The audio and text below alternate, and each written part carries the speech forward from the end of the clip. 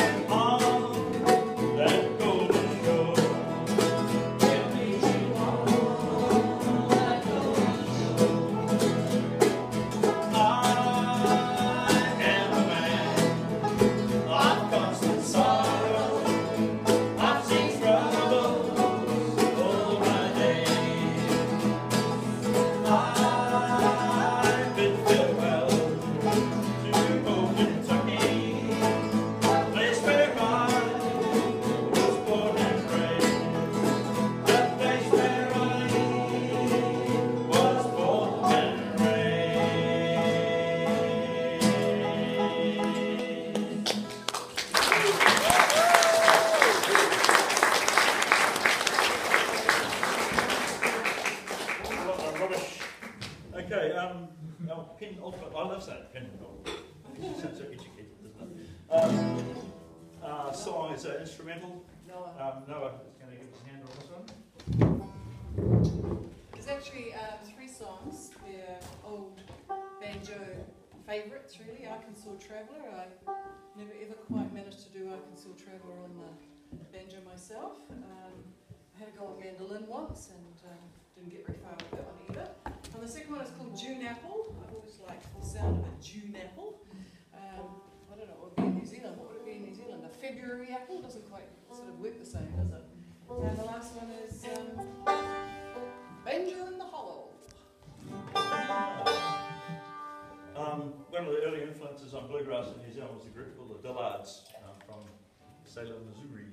And they weren't sort of like your normal sort of bluegrass band from the Appalachians, they were called the Ozarks, you know.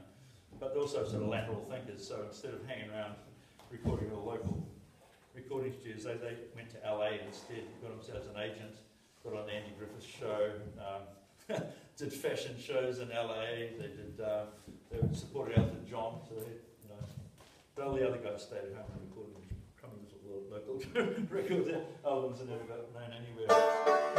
But the Dillards were, I think they're on CBS or something, so they got distributed internationally. So Banjo in the Hollow, that's it. Dillards. Oh, there you are, there. Don't sneak up on me. Okay. Alright, ready to go? Ready to boogie? He's dead. Yeah. So it's on the cover. 1, 2, 1, 2. What are you looking so panicked about? It's a little fast. Oh, okay. This is sort of Alright, okay. All forward with us now. 1, 2, 1, 2, 3, 4.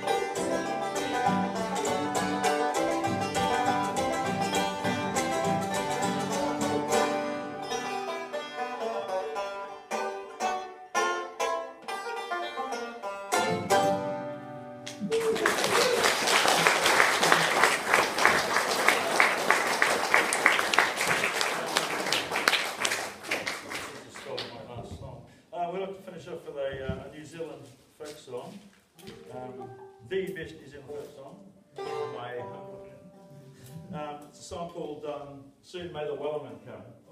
And the Wellerman was like a supply company that used to supply the whaling ships and that. And so the song itself is complete rubbish.